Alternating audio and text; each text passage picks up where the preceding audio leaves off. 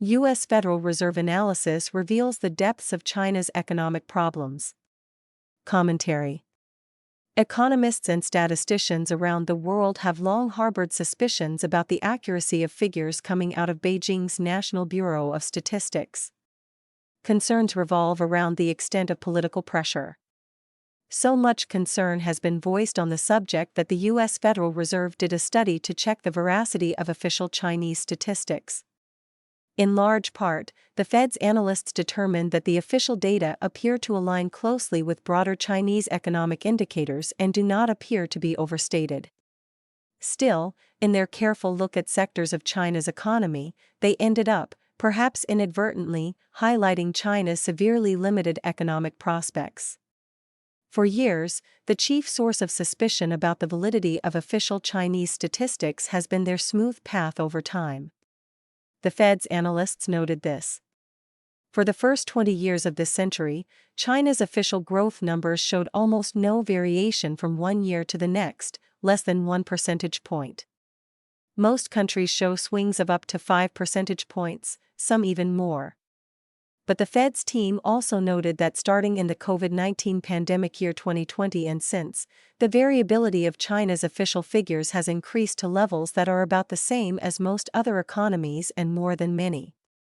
The change has not erased suspicions of official Chinese figures, but it has reduced them considerably. The Fed's analysts then tested the 5% real growth reported for China's real gross domestic product in 2024 and the tracking to about 5% real growth targeted for this year.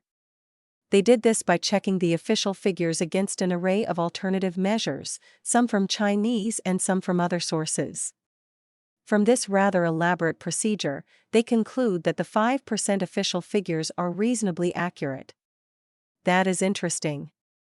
What is more interesting and revealing is how the Fed's analysis of various economic sectors shows a narrowing of the economy and poor growth prospects going forward. It is hardly surprising that the Fed identifies China's biggest economic problem as the ongoing property crisis that began to unfold in such a dramatic way in 2021 with the failure of the giant developer, Evergrande. According to the Fed's calculations, the crisis has already brought residential construction down 40% from pre-crisis highs and property sales down 70%. And though the pace of decline has slowed recently, the fallout from this crisis continues to hold back China's overall pace of growth. Since at one time, residential construction constituted some 30% of the economy and alone contributed 1 percentage point a year to overall growth rates, the crisis, the Fed analysts noted, has created a huge hole in the economy that needs tremendous offsets to generate any growth at all, much less the 5% recorded in 2024 and targeted for 2025. Fed analysts identify two areas that at least partially fill that gap. One is exports and the other is investment by the public sector. After the pandemic, Chinese exports surged. Part of the reason was that world trade had shifted decisively from services to goods, and that very much suited the Chinese economy. The Fed calculates that Chinese exports between 2020 and 2024 rose at a more rapid rate than during any other 5-year period for which these analysts had data. China's huge balance of payments surplus during that time has the same effect from another angle.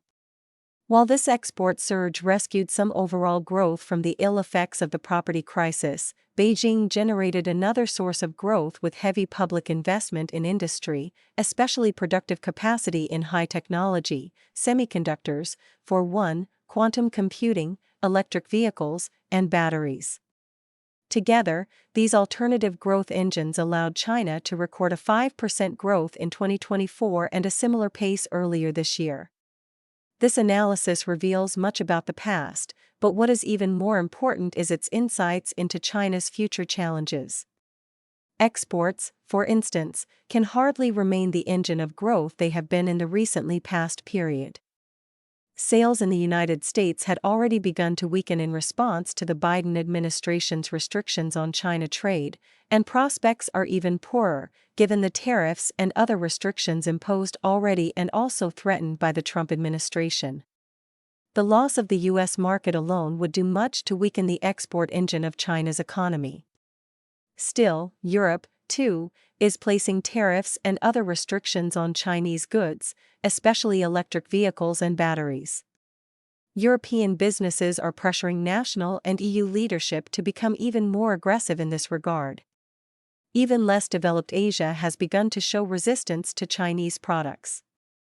At the same time, the investment buildup that helped spur growth in the past 2 or 3 years has created so much additional productive capacity in these areas that China's domestic economy cannot possibly absorb it. The result is a destructive deflation and an enhanced need to seek exports just at a time when the rest of the world is positioning itself against Chinese products. The only avenue left for China, then, is the consumer. And there, reality has consistently disappointed. The real estate collapse has contributed mightily. Since some 3/4 of household wealth is tied up in real estate, declines in sales, construction, and home pricing have made Chinese households extremely cautious about spending on anything. Youth unemployment rates have further eroded confidence about the future, which impels spending cutbacks for all age groups. So far, Beijing's efforts to stimulate consumer spending have failed. While the Fed's analysis indicates that recent official data have not exaggerated GDP growth, that same analysis has made clear China's limited growth potential, if not forever, then for the foreseeable future. Beijing may deny this reality and even manipulate statistics to support that denial, but the reality is clear, nonetheless.